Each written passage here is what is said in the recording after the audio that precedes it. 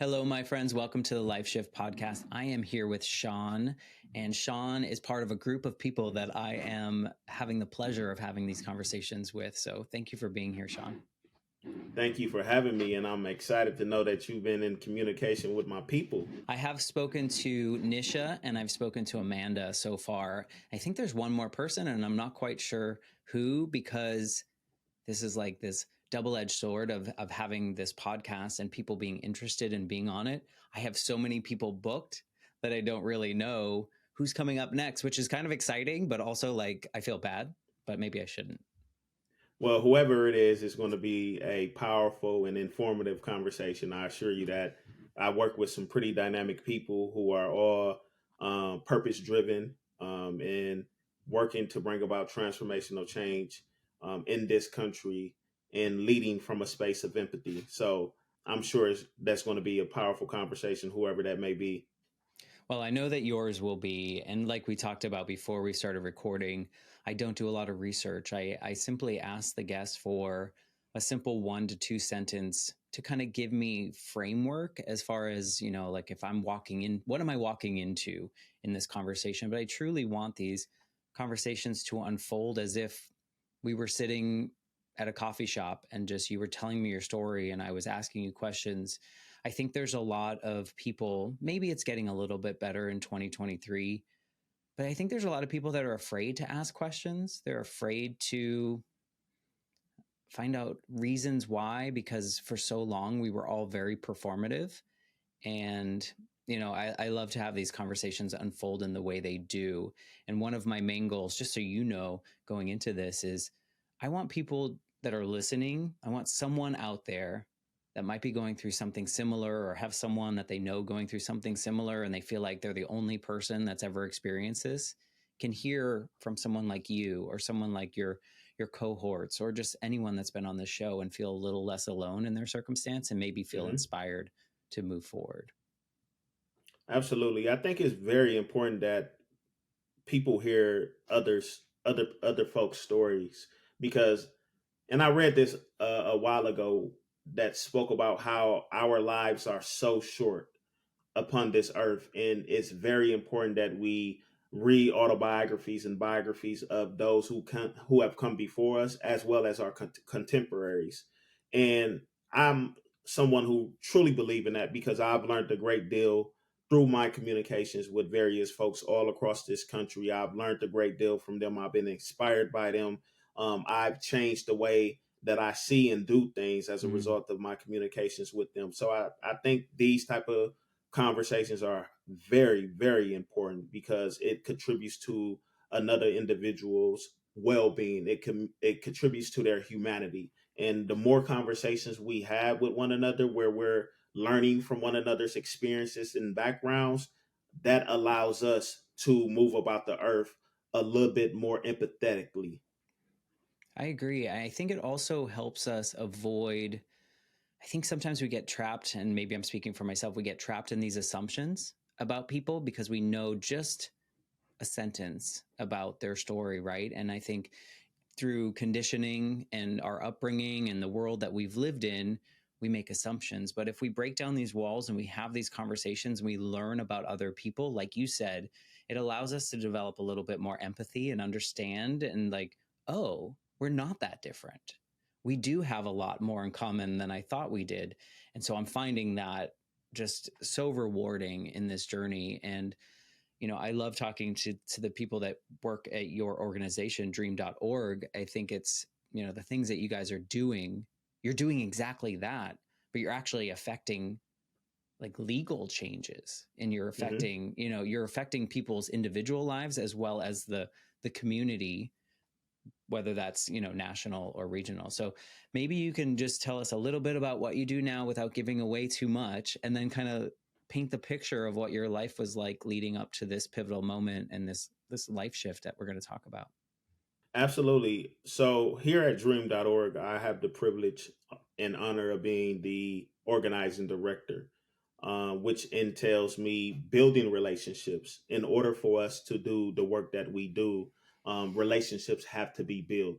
And the way I build those relationships is through engaging communities and individuals who have been impacted by the criminal legal system, and figuring out how we as a national organization that works in the issue areas of climate justice, tech equity, and criminal justice reform, figuring out how we can be a value add to the lives of individuals who are working at the local level, and figuring out how they can collaborate with us at the federal level to bring about transformational change in the as it pertains to legislation, as it pertains to policy change, as it pertains to pathways of employment. My goal and responsibility is to cultivate those relationships and figure out where we can plug individuals into our work. Yeah, that must be really rewarding and also frustrating at the same time, because I'm sure there's a lot of walls to break down. I'm sure there's a lot of challenges that come, but also the opportunity to meet people that you may otherwise have never met or understood or crossed lines, if you will. Like maybe there those back to the assumptions, like, oh, I could never get along with someone or understand why they do X, Y, and Z. But now that's your responsibility to find a way to listen, to Yep. understand, to create that connection and community. So that must be both rewarding and frustrating. Absolutely. I recall when I was working for the American Civil Liberties Union in Wisconsin a few years back, I had led a campaign that worked on reforming probation and parole.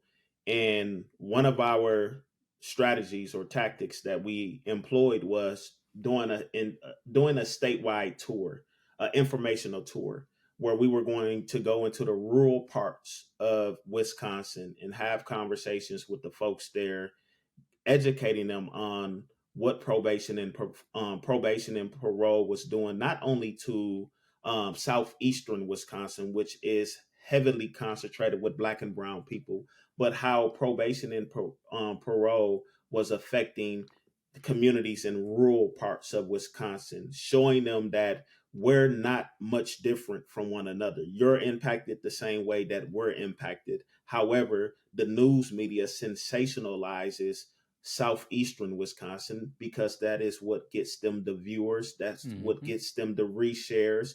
But let's talk about what is happening here in rural Wisconsin and what you can do to bring about change within this system that we're both impacted by. Of course, Black and brown people are disproportionately impacted by this system, but you are impacted. And on that alone, let's come together, let's put our heads together and figure out what viable solutions exist to disrupt this system. And I recall older white couple came up to me as I was talking about a young lady who had 10 years on probation, and she got out of prison, and she did 9 years and 11 months, and she was about to get off of probation next month. And she still, where she was still navigating the recovery process and getting over and healing from her trauma. The 12th month, which would have ended her probation, she relapsed. And instead of her receiving treatment, the courts decided that they were going to lock her back up. Now, in Wisconsin, when you are on probation, parole, and you are going to get off of probation and parole a year or 2 years, if you violate conditions of your parole, what happens is you lose all of that good time. So you serve 9 years in 29 days, and there's 30 months left in this calendar month. You get to the 29th day, tomorrow you get off of probation. If you violate your probation or parole before that final day, guess what? You get revoked and sent back to prison potentially. And the 9 years in the 9 years in 11 months in 29 days goes out the window. Yeah. It's not credited to you. And so as I was sharing that story, afterwards, this white couple came up to me and said and shared with me how their daughter was sent to prison, was struggling with opioids, was did not receive the treatment that she needed, and was released probably a year prior, in overdose, died. Hmm. And so when they shared this story, a heart-wrenching story, when they shared that story with me, what that told me was this is an issue that isn't an isolated issue or an isolated situation. And so I leaned in a little bit more after they shared that story with me when we came back from our break. And not to my surprise, so many people in the room raised their hand of how they had family members and friends who were struggling with addiction, and they were looking and wanting support and information to help them challenge the system that was ineffective in getting their loved ones the treatment that they needed. Instead, they were being sent to prison to languish away and coming out worse off than they went in. And Yeah. so, as a result of me doing this statewide tour and hearing these stories from these folks in rural Wisconsin, I was able to galvanize southeastern Wisconsin, northeastern Wisconsin, northwestern, southwestern Wisconsin, the entire state. I was able to galvanize and bring them all to the state capitol to share their story of how they are impacted by the policies and the laws that are on the books in the state of Wisconsin.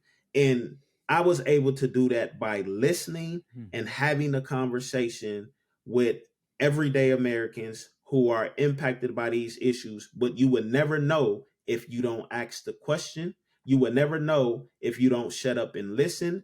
You will never know if you don't lean into your own vulnerability and Right. share how you've been impacted by the issues that we as Americans are impacted by. And so it's Yeah. very important that we build these relationships, that we lead from a space of empathy, that we truly try to understand what it is that the other person is going through. And I know you mentioned early on that we are afraid of silence, but silence is the biggest indicator that you are listening Hmm. to what has just been said in the midst of a conversation. Well, I say this a lot. I think there's society, we've kind of been conditioned to say the next best thing or say the thing that sounds the most impressive, or I'm thinking like corporate meetings kind of thing. It's like Mm-hmm. you wait for the silence so that you can say your thing. You don't wait Yep. for the silence to listen. You're not paying attention. And to your point, silence is like kind of where the story goes deeper, because if no one's talking, we're all thinking, we're trying to get a little bit closer. And I love that story. One, because the space that you were working in, I think there is a natural personal shame that comes with sharing that story, and it's really hard to do. So you have to create that space where it feels safe. And then once Mm-hmm. those people share that and realize that everyone sitting in the room knows someone that's had that same experience, it makes the next time that you share that story so much easier. And like you almost like control that narrative now and feel there's not shame to this. It's just it is what it Yep. is what we're experiencing, and maybe together we can create change. And so I love that story, and I think it's so important. And to distill it down to something as silly as a podcast, it's just sharing stories. They can make an impact, and you can understand other Absolutely. people, so why don't you kind of Yep. paint the picture and share your story of how you even got to this point? Absolutely. And I think that a lot of people have, you're absolutely right. A lot of people have shame in sharing their story or their experience. I don't believe that I fall into that category, because knowing history, Mm-hmm. knowing human nature, to be human is to err. To be human is to make a mistake. And really understanding that we all are with fault. We're all flawed. We're all flawed. And so I don't have a problem sharing that over 20 years ago at the age of 17, over 20 years ago at the age of 17, I was charged and sentenced to a total of 50 years in Wisconsin Department of Corrections as a 17-year-old kid. I have no problem sharing that because as a young person, being exposed to the things that I was exposed to, you tend to emulate what you see. Mm-hmm. That's all you know. That's all you know. You tend to give in to peer pressure and poor decision making as a teenager, even as an adult. But in this case, I was a teenager. I was someone who wanted to impress my friends. I was someone who was inclined to making bad decisions, as young people are.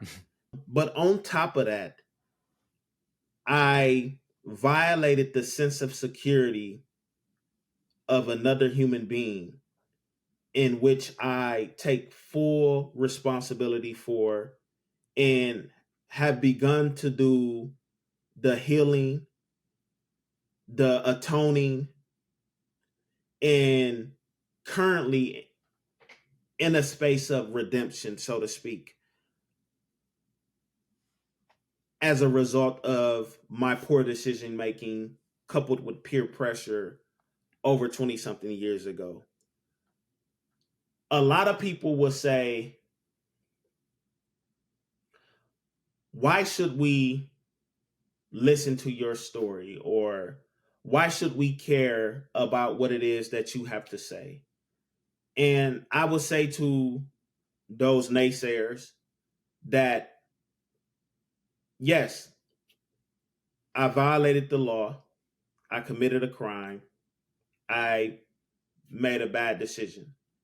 However, the consequences or the miscarriage of justice that was perpetrated against me is something that occurs daily in this country. And it's not right. And over the course of 17 years that I was incarcerated, the more exposure or the more exposed I became to a miscarriage of justice through the courts. And for 17 years within the confines of the Department of Corrections, the more trauma was perpetrated upon me, the more I said to myself, I need to go home and educate the public on how their tax dollars are being spent. Their tax dollars aren't being spent to, one, rehabilitate people. Their tax dollars aren't being spent to keep them safe. Their tax dollars are being spent to incapacitate human beings for an indiscretion.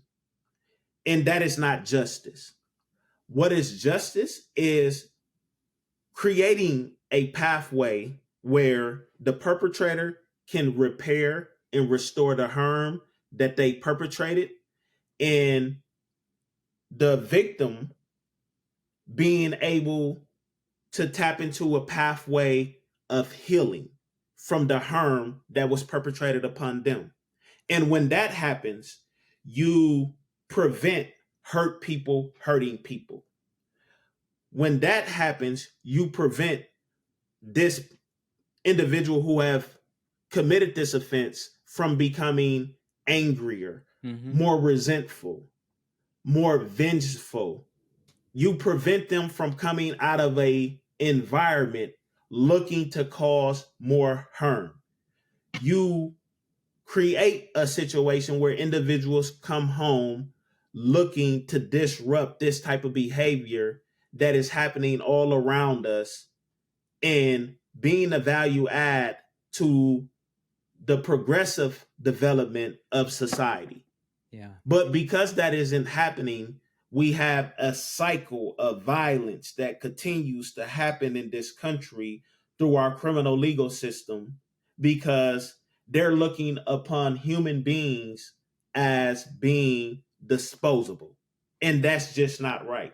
And so, because I personally experienced that, I sat down and realized that I needed to do that internal healing.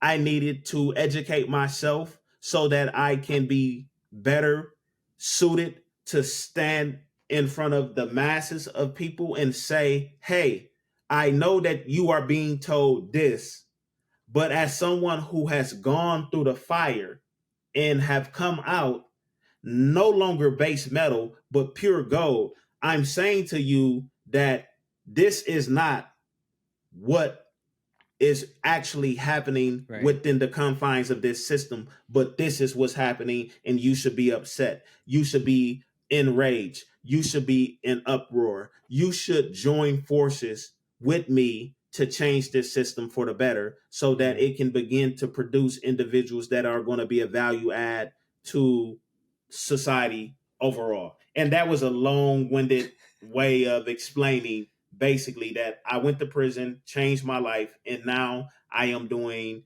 purposeful work that Yeah. is changing the lives of thousands of people all over the country. I mean, it's fascinating. And it's also, I don't know. As you were telling your story, you said you were there for 17 years. You were Yes, locked up 17 for years. 17 years. And as you were telling that, I think, it's just a constant punishment. It's not like you're punished for the crime and you get your punishment. You're just getting punished every day for 17 years. Maybe not on the surface that you can see that that's a literal quote unquote punishment, but the experience that you were experiencing, you were just like paying for it every day for 17 years.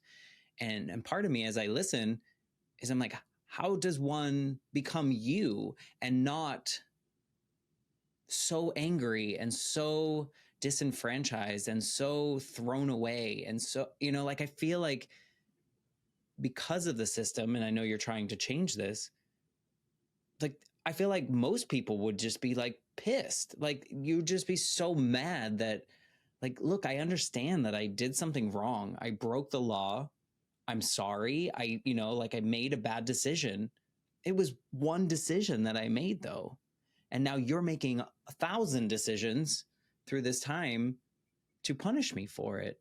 I can imagine that everyone would come out pissed off. And then when you get out, there's no opportunity for you either, right? Because everyone's closing the doors on you. How did you, like, where in that journey did you decide? Was there some kind of epiphany where you were like, okay, I could go down this road and be just angry, or I could go down this road and be like, okay, I can learn from this and become a student and then a teacher and then a change maker? Was there like a moment in there? Yeah, I think the moment was at sentencing as I sat Good for next you. to, absolutely, as I sat next to a highly paid attorney because my family spent over $20,000 on my defense.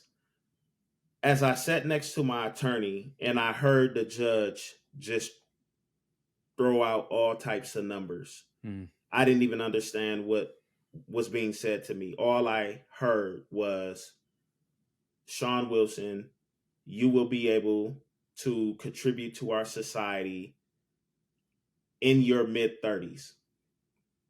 And here I am, 17, 18-year-old kid, hearing the judge say to me that I will be able to contribute to society in my mid 30s, which lets me know that I'm going to be in prison until I'm in my 30s. And so I leaned over and I said to the judge, I said to my attorney, I said, what is she saying? And my attorney patted my arm and said, don't worry, I'll let you know what she is saying once we go in the back to the bullpen.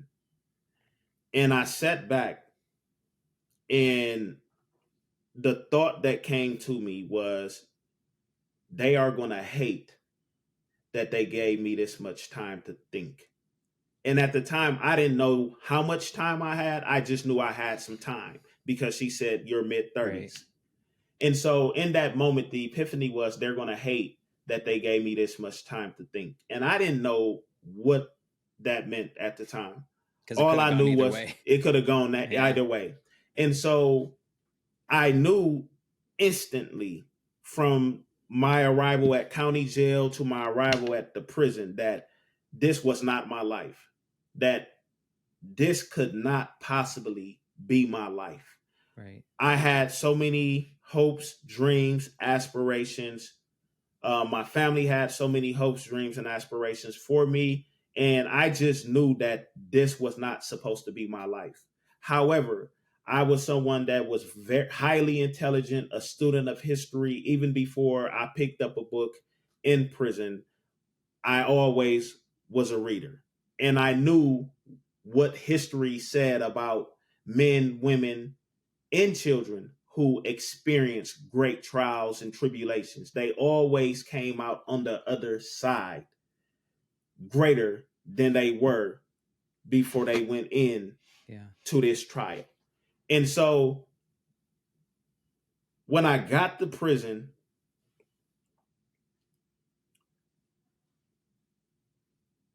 the environment evokes anger. Yeah. It evokes bitterness. It evokes hopelessness. It is a sensory depriving environment that is not conducive to growth and development. And I don't know why they exist. I do know why they exist. They exist to punish you. However, recognizing where I was, I realized that I was not going to become angry. I wasn't going to become hopeless. I wasn't going to become bitter. Instead, I was going to become healed. I was going to become a change agent. And so I embarked on my studies to understand the system in which I found myself in. And also, I embarked on a journey of studying who I was as a man, what my responsibilities were to myself, my family, my community, and the world at large, and begin to put forth a plan, an engagement plan of how I was going to navigate this thing called 17 years of imprisonment.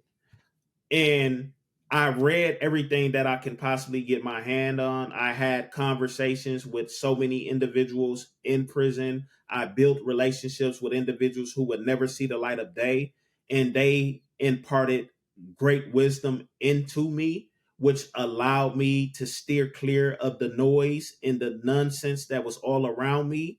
And I continue to say and speak into existence. My grandmother used to always say, whatever it is that you want, speak it into existence. And so I spoke life every day into existence. I spoke freedom every day into existence, success, health, happiness. I spoke all of those things into existence.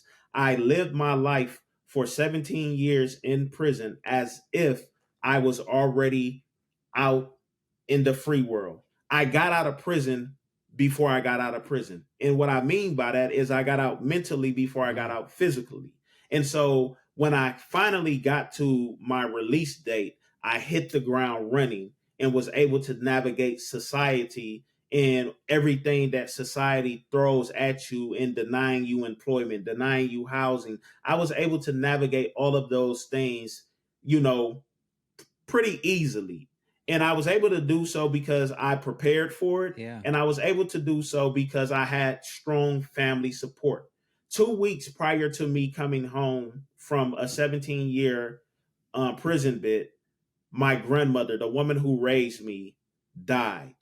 And that was another epiphany for me, that I had to like really hunker down and really like go hard, really go hard in achieving my goals, really, surround myself with quality people that's going to invest in me as a human being, that's going to invest in me as a leader.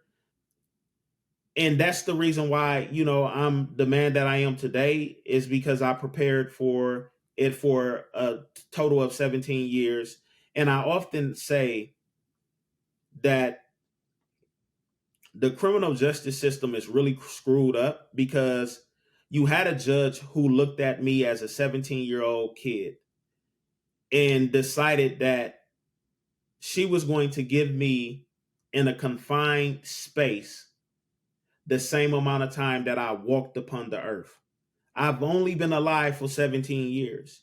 And so I'm going to give you 17 years in a confined setting that I'm certain she probably never stepped foot in to even know what she was sending me into. Or she could have been sending me into a burning down factory or a house with wolves in it.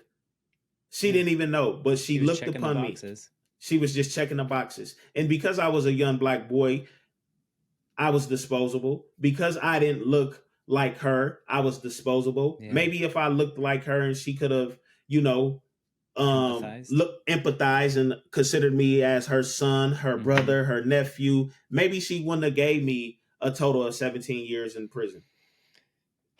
Do you think that, I mean, in your experience there in prison, were there more people like you or more people the other way? Like, it's just, I can't picture myself having that mental fortitude to be like, you described it as every day you were speaking this freedom into the world and finding whatever happiness you could find in the space that was allowed of you, so that you could, day one that you get out, do everything that your grandmother hoped for you and that your family hoped for you and that you eventually hoped for you. Were more people like you or more people on the angry, like what we see on TV or movies or things like that? I would definitely say that individuals like me is an anomaly in prison. There's a select few of us who really understands the plight in which we all are in. And those are the individuals who the system or the administrators do not want in general public. They don't want us having conversations with the population about what they should be doing. They don't want us passing books out. They don't want us passing newspapers out. They don't want us having constructive and productive conversations that's going to begin to change the trajectory of a person's life. They want you to be angry. They want you to be bitter. They So they want you can to be punish you. hopeless so that they can punish you. They have to justify their existence. And if you had everyone in prison studying and healing, Right. and putting together a plan of how they're going to successfully re-enter society, we wouldn't have prisons. Right. Because people would care. Because people would care. Did you find in the administration, were there any people in the administration or the people that work there that were compassionate, that were understanding? Absolutely. I've had so many conversations with so many correctional officers, wardens, and high level administrators in prisons, all across the state of Wisconsin, in various prisons that I found myself in, who were very understanding, who often said to me, "Hey, you just got caught. We all make mistakes. We all do wrong. Hey, you just got caught." And so hearing these correctional officers say things like that, it reminded me of my humanity. It reminded me, it lets me know that they themselves are human and that they are inclined to making a mistake. And that because they understood and knew that, they didn't look upon me as other. They looked upon me as someone who they can build a relationship with and try to understand how I got here, and also figure out or understand what are my plans once I finally leave here. I've had conversations with social workers who looked at me and said to my face, I meet hundreds of guys, and I can look at you, Sean, and say without a shadow of a doubt, you're not coming back here. Right. You're not coming back here. And the reason that they were able to look upon me and see that in me is because when I went into their offices, whenever I sparked up a conversation with them, I wasn't talking about what was happening in the confines of this correctional setting. I was talking about what my plans were and how I can get additional information that will allow me to execute on these plans. And they weren't used to having quote unquote inmates come up to them and ask them these type of questions. And so that impressed upon them that I was different. Right. Most guys are having conversations about, oh, they cut our recreation short by 10 minutes. Oh, I need an extra sheet and they won't give me an extra sheet. Or, hey, I need a new shirt. Can you help me get a new shirt? I didn't, although I cared about that, Right. that wasn't something that I lost sleep on because Right. I understood, as my grandmother so often said to me, that when you find yourself in the lion's den, when you find your hand in the lion's mouth, you don't behave or react or respond rash. You want to Right. be stay calm, cool, and collected.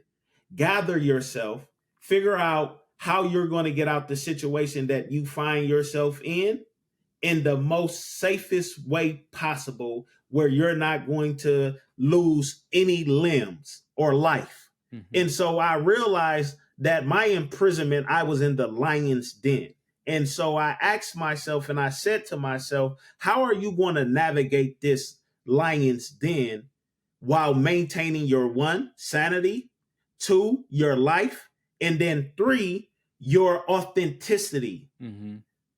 You know, how are you going to do that? And the way I did that was staying focused on myself. I had tunnel vision. Yeah. I was focused on what it was that I wanted to do upon my release, and I understood each day I needed to make sure that it was regimented, that it was a routine. And I even live my life like that right now. You know, I still wake up at 4 or 5 o'clock in the morning, you know, pray, read, meditate, exercise, and then grab my phone, check my emails, and then, you know, look at social media or whatever the case may be. But I'm very disciplined. As Socrates said, the undisciplined life is a insane life. And so I was very disciplined my entire incarceration, and that has continued into the free world. Yeah. I mean, it sounds like you were really living in the future. You were 17 years of planning of that day one and what you were going to do and how that was going to scaffold into affecting change. And I mean, I'm still amazed and inspired by that mental fortitude that you had. And it sounds like your grandmother was kind of this guiding voice in your head throughout. And I can understand that. I had a really strong relationship with my grandmother, and I always just hear or get reminded of the things that she used to say to me. You know, when I was 8, my mom was killed in an accident, and my life was like, wow, this is why the life shift exists. You know, like my life was literally never going to be the same. And she was that voice. She was the one that reminded me of the purpose of, you know, why we continue on and why we honor things and what we do. So I love that you had that through line as well. But you were, I mean, like you describe your current days, it's very disciplined because you're taking care of yourself first. Because if you don't take care of yourself and you don't take care of the things that you need, you can't do anything else effectively. Right. And so it sounds like you were doing that in those 17 years as well. Yep. But I'm still, I mean, good for you. I mean, amazing. You know, like, I mean, there's a lot of people that can't tell your story, you know, unfortunately. Absolutely. And I'm sorry to hear that about your mom, and that really paints the picture for the podcast, and why you're having these conversations. And I thank you. I thank you for using your story to tell others' story and to show that we all are human, and that to be human is not only to err, but it's also to heal. And you've created a platform where individuals are able to heal. Having these type of conversations are very cathartic. It's Mm-hmm. very cathartic for me, and I'm sure it's very cathartic for you.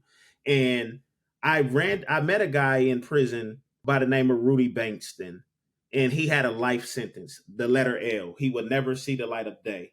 But he was someone who was very instrumental in my development, in giving me books and challenging my thinking. Whenever I was thinking about doing something rash, he always pulled me in and challenged how I was thinking about going about whatever it was that was in front of me. And I owe a lot to him as well. But he was someone who never showed me any type of hopelessness, although he had a life sentence. Right. He continuously spoke life not only into me, but he also spoke life into other men who were around him. And that is why I think it's of utmost importance that we use our story to speak life into the listeners that we're communicating to, seen and unseen, because we never know how our story can prevent someone from taking their lives, can prevent someone from making a decision that's going to change the trajectory of their life. Right. And so I'm always open to sharing my story and to, speaking life into others who are willing to listen, unwilling to listen. I'm always looking for those opportunities to do just that. Yeah, and I think there's opportunity for resonance or inspiration from a story that you can't relate to either, because you hear something that you said. Someone might be listening to this and they hear that you speak these particular things into the world every day, and that's how you created this mental fortitude. They might not have the same circumstance, but maybe their life is not feeling the way that they want to, and so you saying that sparks some kind of change in them. So sharing stories is just so powerful and way beyond trying to connect on the same exact experience, but rather just in a general sense, we're human. Like you said, we have ups, downs, in betweens, and all the pieces that make us human. And I think that's interesting. I'd love to know what your, like, when you got out, what were some of the first things that you did to, because you had 17 years to plan for that. Did everything kind of go the way that you had hoped? Yes and no. So It's hard not to fantasize, I'm sure. so here's the thing. Once I delved deep into my studies and realized that I had been bamboozled, that I've been misguided, misinformed, and that things don't work the way that it is often communicated, that you have to do your own research. And so while I was in prison, I made a commitment that, one, this system is corrupt and unjust, and I have to expose it. I have to tell the people the truth. I have to scream and yell from the mountaintop about what this system is and what it does. And so I made a commitment to do just that. And so upon my release, I began working odd jobs. But while I was working these odd jobs in factories, third shifts, driving forklift, I also had the opportunity to mentor young people. And I felt that my mentoring young people would deter them from going down the path that I went down, and preventing them from bumping their head because I bumped my head for them, so they can vicariously live through my story. And so I was able to do that. And as I was on the kickball field sharing my story with a guy, there was a lady, and I believe God has angels all around us. And one of God's angels was ear hustling. And I'm so grateful that she was ear hustling. But she overheard me say to this guy that I just spent 17 years in prison and I only been home for 6 months. And so she walked over and she said, "Hey, did I hear you correctly?" And I responded, "Yes, you did." And she said, "I need you," and walked away. Now, I didn't know what she meant by that, Right. but she's on the kickball team. Um, we have one another's contact. And so she texts me probably 2, 3 weeks later and says to me, "Hey, are you available on this date, 6 months away?" And I said, "Yes, I'm available." She said, "Great. I would like for you to go to Boston, Massachusetts to speak at Harvard University on a panel about juvenile justice. I would love for you to attend this conference and share your experience." And I've never been on an airplane, never spoke in front of a large crowd. None of the things that she was asking me to do, I've never done them before in my life. However, for 17 years, I prepared myself to do just that. And so 6 months later, here I am, luggage in tow, on my way to Harvard University to attend this conference, spoke.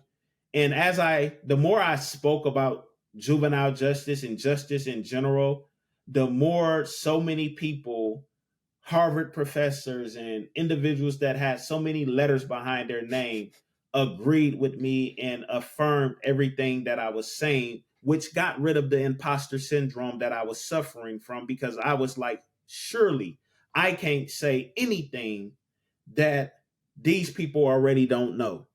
Surely my thoughts and insights on criminal justice and juvenile justice is not going to give them any insight. To my surprise, it gave them a great deal of insight, because as I was speaking, they followed they prefaced their remarks with, "I agree with Sean," to Sean's point. And that removed the imposter syndrome that I was suffering with, and let me know that what I was saying was of value, and I need to continue to lean into my truth and authenticity and speak, unashamed, speak boldly and courageously. And so I did that. And so returning back to Milwaukee, Wisconsin, continuing to speak on panels, the ACLU of Wisconsin were looking for an organizer to build out their campaign around probation and parole.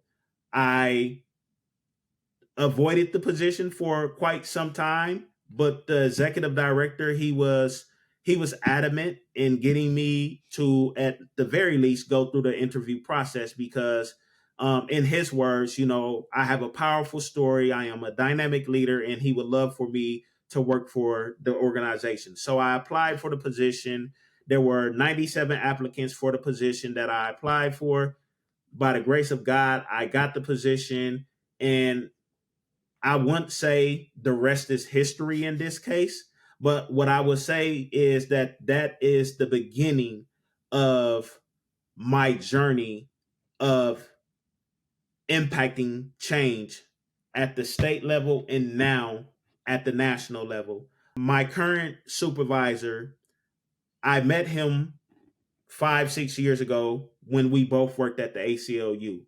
And this lets you know the value of stories. This lets you know the value of relationships.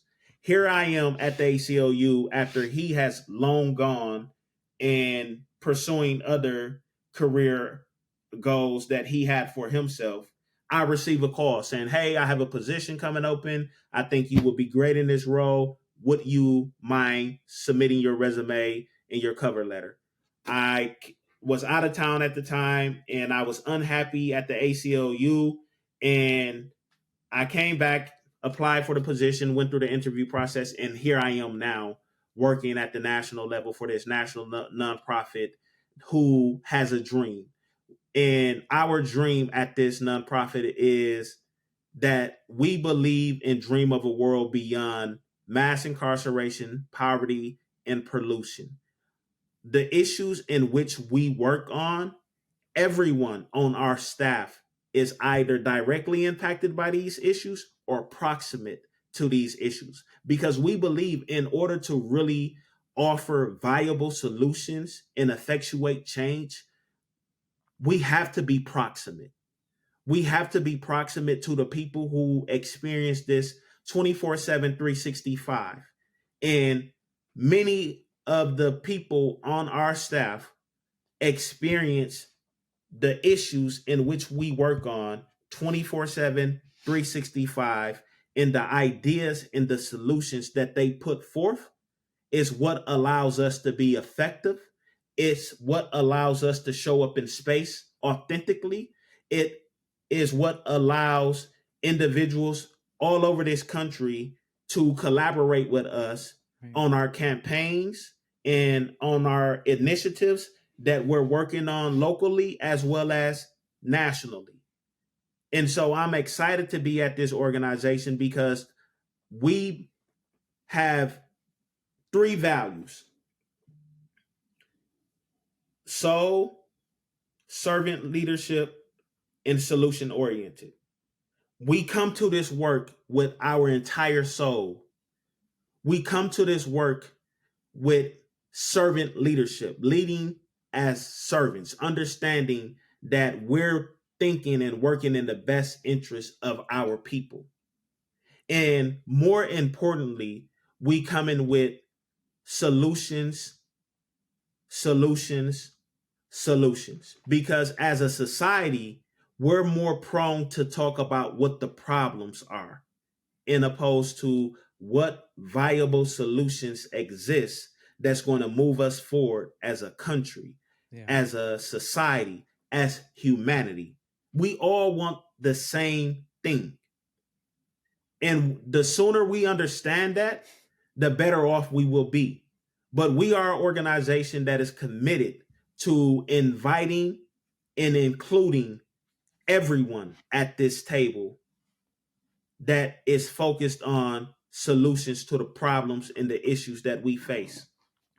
Yeah, I mean, and I love that you guys are all coming at it from, it's not just an idea, it's not just something on paper. It's like you lived these experiences, and that you can bring these solutions to the table. You know, I think back to that judge that sentenced you, and I bet she was just going by what was on, you know, like what was the rule book, you know, like what was in the sheet. Had she been incarcerated at some point, she probably might not have been allowed to have her job, but Mhm. you know, had she had that experience or someone in that, maybe your whole journey would be completely different, you know. Yeah. Maybe if you had a different judge or any of those things. And it's weird to think back of like how someone like you at this level is affecting change and creating a better world for the people that come after you, despite all of the crap that you were put through because of one mistake that you had made when you were just a kid. You know, I bet you, sounds like you're very in tune with yourself. I bet there are moments in which you think back to that 16-year-old version of you that had no idea what this journey you would be on would be like, and how, I don't know, you created, after this unfortunate sentencing, you created this life for yourself. I bet there's a lot Absolutely. of pride in that.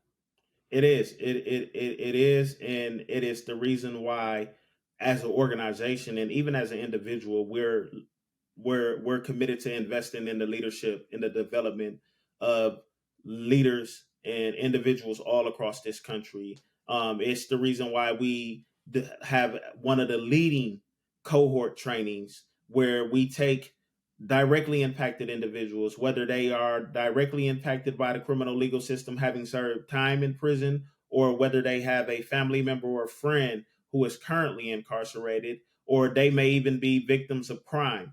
We are looking to invest in their leadership and equip them with the tools and the resources that they need to effectuate change, to dream, to dream beyond their current situation, to implement innovative solutions to the issues and the problems that they face in their immediate surrounding and the broader surrounding. Yeah. We are committed to investing in the leadership of any and everyone that reaches out to us, that collaborates with us, that has similar experiences to that in which we have, because we understand that more than anything, people want hope, people want opportunity, and we want to give folks hope, we want to give them opportunity, and we want to give them access to resources and power that is going to contribute to them bringing about transformational change, not only in their communities, not only in their homes, but in society at large.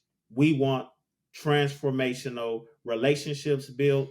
We want transformational change brought about, and we know that in order for us to do that, it's going to take all of us putting our heads together to challenge the systems in which has brought a great deal of harm upon all of us. Yeah.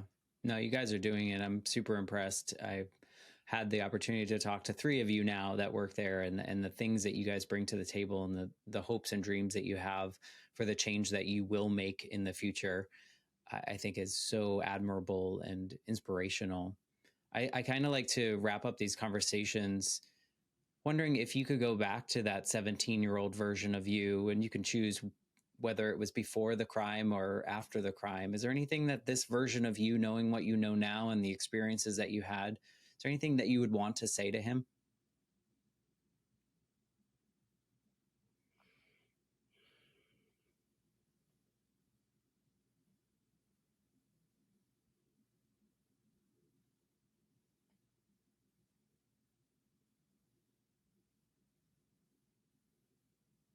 There's so much that I would want to say to him,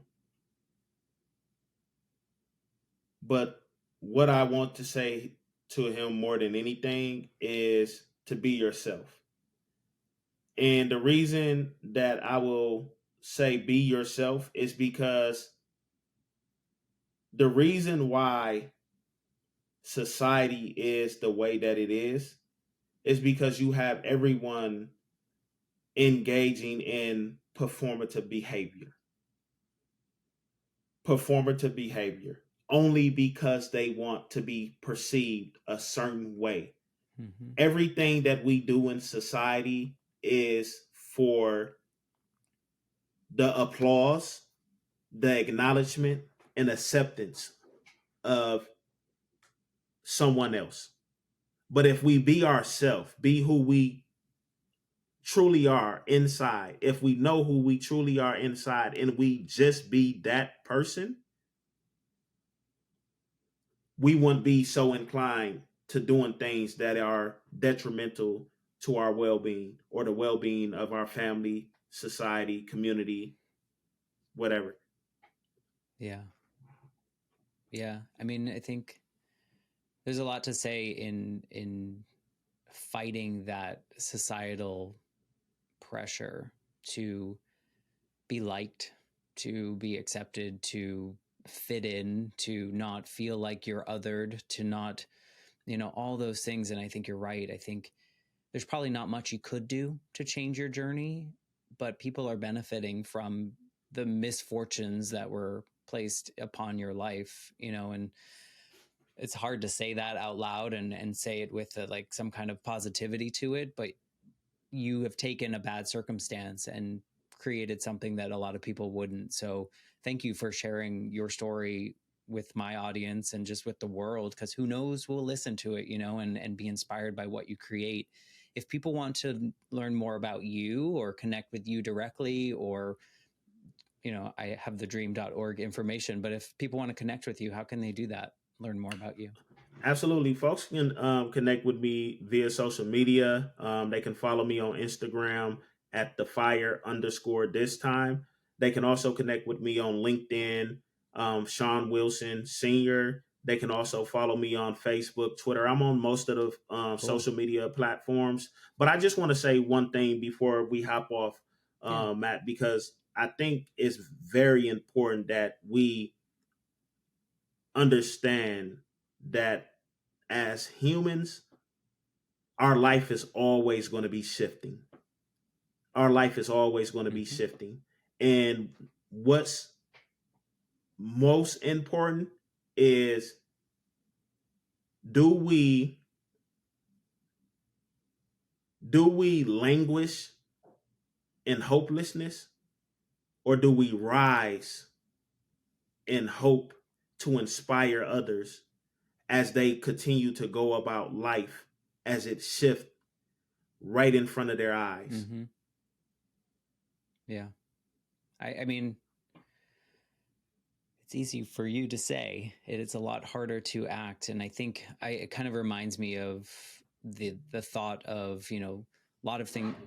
It's not what happens to us, it's how we react to that and what we do with that. And your story, like I said at the very beginning, I was like, I can't imagine being or doing what you did.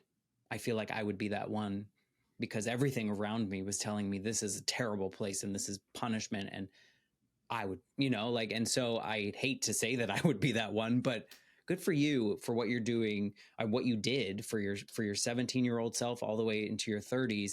And then when you had the opportunity to leave that environment, you were able to create change for other people, which is a whole other ball game, you know, and good for you. And thank you so much for sharing this with the Life Shift podcast and what I'm trying to do here. So thank you. Thank you, Matt. Anytime you want me to come on, man, let me know, and I'll be more than happy to come and have this conversation. I appreciate it. And for anyone listening, if you are enjoying these episodes, please share Sean's episode with someone that you think might need to hear it, or connect him with someone that you might know that needs to talk to Sean and figure out some change in their world. And with that, I'll be back next week with a brand new episode of the Life Shift podcast. Thanks again, Sean. Thank you.